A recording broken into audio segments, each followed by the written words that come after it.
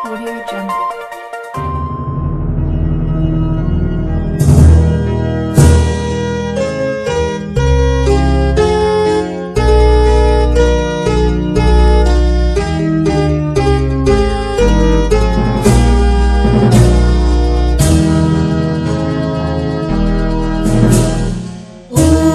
Tuhan Yesus, Raja ni sudena, tubuh sian hamai, haulung aku si sombaku sasada hodo Tuhaki.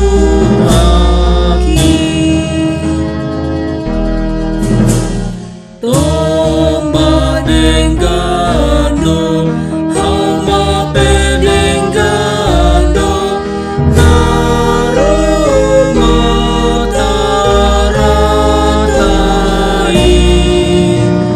Jesus dumenggan, Jesus kumodang si bailas ni rohatai.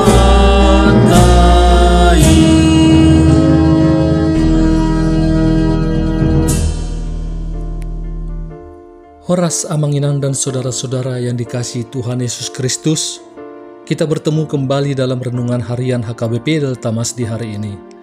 Salam sejahtera buat saudara semua dimanapun berada. Damai dan sukacita oleh Roh Kudus melimpah senantiasa dalam hati dan kehidupan kita. Sebelum kita mendengarkan renungan firman Tuhan pada hari ini, marilah kita bersatu dalam doa. Ya Bapa kami yang bertahta di kerajaan sorga, yang kami kenal melalui nama anak-Mu, Tuhan Yesus Kristus, yang selalu mengasihi kami, Tuhan yang kudus dan mulia. Terima kasih dan kami bersyukur untuk berkat dan penyertaan-Mu di sepanjang hidup kami. Pada hari ini kami akan kembali memulai dan melanjutkan seluruh aktivitas dan pekerjaan yang kami rencanakan. Kami bisa memasuki hari ini, itu semua karena kasih anugerah-Mu. Kami percaya dalam segala hal, Tuhan punya rencana yang baik dalam kehidupan kami. Dan saat ini pun, kami mau mendengarkan firman-Mu. Urapi kami Tuhan untuk kami dapat mengerti dan taat pada setiap kehendak-Mu. Di dalam nama anak-Mu Tuhan Yesus Kristus, kami telah berdoa dan mengucap syukur. Amin. Renungan harian HKBP pada hari ini hari Kamis, tanggal 8 Mei 2025, diambil dari Yesaya 9 ayat 3. Marilah kita mendengar bacaan nats renungan kita pada hari ini yang akan dibacakan anak remaja huria kita, Azra Lavina Boru Siagian dari Wik Hegar. Ayat renungan harian 7 Mei 2025 diambil dari Yesaya 9 ayat 3. Dalam bahasa Indonesia, sebab kuk yang menekannya dan gandar yang di atas bahunya, serta tongkat si penindas, telah kau patahkan seperti pada hari kekalahan Midian. Dalam bahasa Batak, Aindunga diponggol honho, augana petuibana, dohot batahini abarana, dohot lingsing-lingsing nina mangadu ibana, songon ujo di ari Midian. Thank you all, terima kasih, bye-bye. Terima kasih atas bacaannya di hari ini buat Azra Lavina Boru Siagian. Jemaat HKBP Delta Mas yang dikasihi Tuhan, setiap orang memiliki sisi gelap masing-masing. Begitulah kata-kata yang sering kita dengar, di mana gelap tersebut bisa dikarenakan dosa-dosa kita, luka batin, masalah-masalah psikologis, maupun peristiwa-peristiwa suram yang dialami oleh seseorang dan belum benar-benar diselesaikan. Hanya oleh Kristus Yesuslah sisi gelap itu benar-benar dapat terselesaikan, sebab Kristus adalah terang sesungguhnya yang dapat menghalau kegelapan sekelam apapun itu. Saat ini coba periksa diri kita. Apa yang sedang menjadi sisi gelap kita? Apakah dosa-dosa kita, kekhawatiran kita, kecanduan porno, kecanduan narkoba, maupun kecanduan-kecanduan lain? pikiran dan perilaku negatif, susah mengampuni, susah move on, gampang naik darah, sering berkata kasar, malas, tidak bertanggung jawab, munafik, suka berbohong, malas berdoa dan beribadah, malas merenungkan firman Tuhan, dan lain-lain. Semua ini bisa menjadi sisi gelap seseorang yang seringkali menghimpit diri seseorang sehingga orang tersebut merasa hidupnya begitu suram dan gelap tanpa damai dan sukacita. Bacaan kita hari ini pun menunjukkan kehidupan gelap dan suram bangsa Israel melalui penglihatan Nabi Yesaya. Bahkan pada ayat 1 menegaskan bahwa bangsa ini berjalan di dalam kegelapan. Bahkan jika kita perhatikan ayat sebelumnya, yaitu Yesaya 8 ayat 23, dengan jelas memperlihatkan bahwa bangsa ini tidak hanya sedang berjalan di dalam kegelapan, tetapi mereka sedang terhimpit dan berada dalam masa-masa suram. Jadi keadaan bangsa ini dalam penglihatan Yesaya sangatlah memprihatinkan. Dan memang kejadian bahwa di kemudian hari nasib bangsa ini memang benar-benar sangat memprihatinkan, sebab mereka dijajah, dibuang ke pembuangan, bahkan mereka mendapat ganjaran penghukuman yang sangat mengerikan karena dosa-dosa dan pelanggaran mereka. Bangsa ini benar-benar memikul kuk dan gandar yang sangat berat, yang menekan mereka sehingga mereka kehilangan damai, pengharapan, dan sukacita, sebab hidup mereka benar-benar suram dan kelam. Kuk, gandar, tongkat adalah alat-alat yang biasanya digunakan oleh para petani pada ternak untuk mengolah tanah pertanian mereka.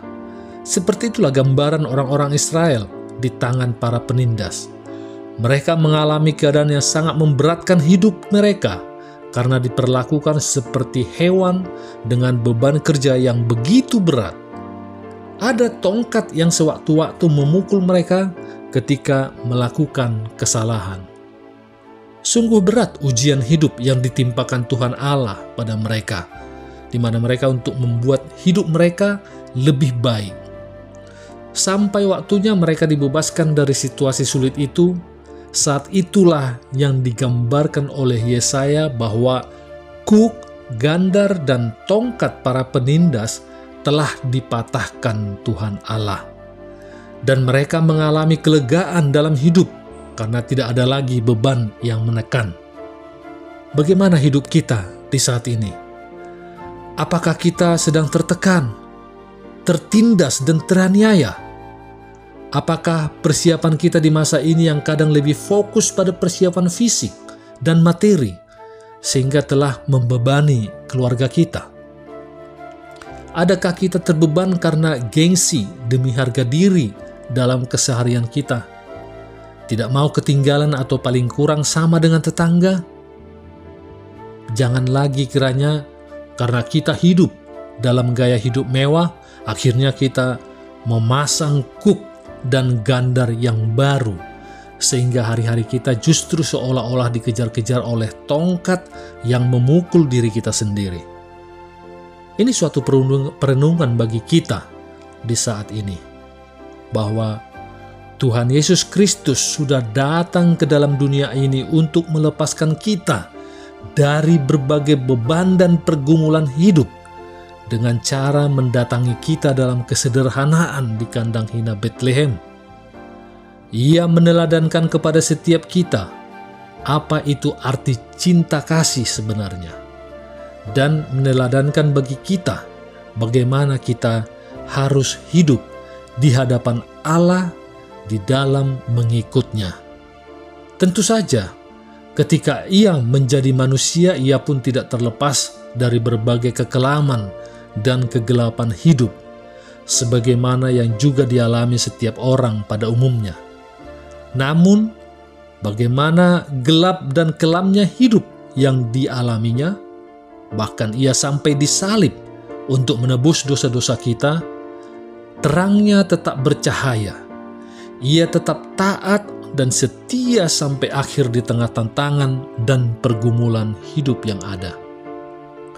Yesaya 9 ayat 3 ini adalah sebagai renungan bagi kita di hari ini yang merupakan suatu janji Tuhan tentang sukacita dan keberhasilan di masa depan. Kita dapat merenungkan firman ini untuk pertama, mengharapkan berkat Tuhan. Kita harus terus berharap dan percaya bahwa Tuhan akan membawa sukacita dan keberhasilan dalam hidup kita, seperti yang dijanjikan dalam firman ini. Yang kedua, bersukacita dalam kesuksesan. Kita harus bersukacita dan bersyukur atas berkat Tuhan, baik itu dalam hal-hal kecil maupun hal besar. Yang ketiga, berjuang melawan penindasan. Kita harus terus berjuang melawan segala bentuk penindasan dan ketidakadilan, karena Tuhan akan selalu membawa kemenangan dan pembebasan bagi umat-Nya.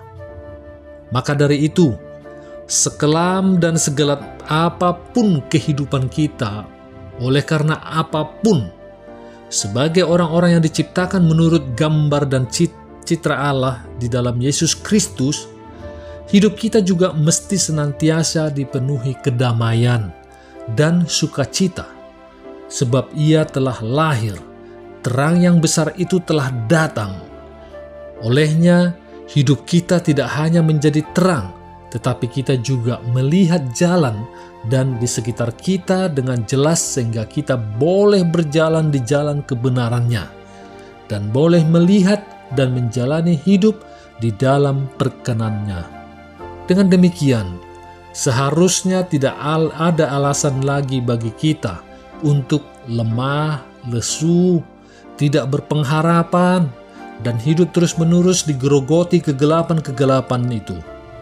Bersukacitalah, sebab Ia datang, dan hiduplah senantiasa sebagai pelita-pelita, sebagai terangnya untuk memberitakan keselamatan, kekuatan, dan pengharapan darinya. Bersukacitalah dan marilah kita senantiasa hidup sebagai anak-anak terang Allah. Amin. Mari kita bersatu dalam doa. Terima kasih ya Bapa atas firman yang baru kami dengar di hari ini, dan terima kasih Tuhan untuk kasih-Mu yang mematahkan semua beban hidup kami.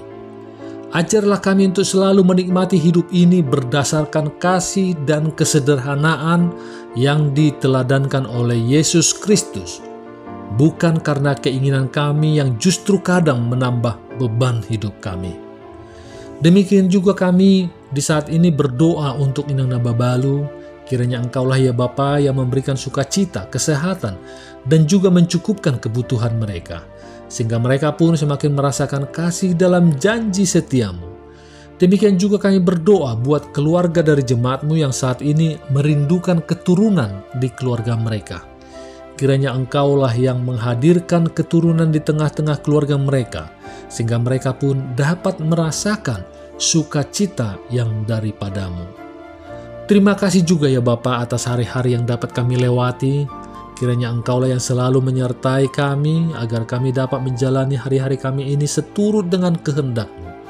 Juga kami berdoa untuk anak-anak kami, baik yang saat ini bersama kami, dan yang berada di luar kota yang jauh dari kami orang tuanya, di mana mereka untuk menuntut ilmu ataupun untuk bekerja. Kiranya Tuhanlah yang memimpin kehidupan mereka. Jauhkan mereka dari segala mara bahaya dan sakit menyakit. Terima kasih ya Tuhan atas segala yang terjadi dalam kehidupan kami, dan juga di setiap rencana-rencana kehidupan kami, karena kami percaya Engkau akan memberikan yang terbaik bagi kami semua, karena Engkaulah yang Maha Tahu, yang Maha Kuasa, Maha Melihat akan masa depan kami. Kami serahkan semua permohonan kami ini ke dalam tangan pengasihan-Mu, dan kiranya kehendak-Mu lah yang jadi di bumi ini seperti di surga. Haleluya. Marilah kita terima berkat dari Tuhan. Kasih karunia Tuhan Yesus Kristus dan kasih Allah Bapa dan persekutuan Roh Kudus memberkati kita semuanya. Amin.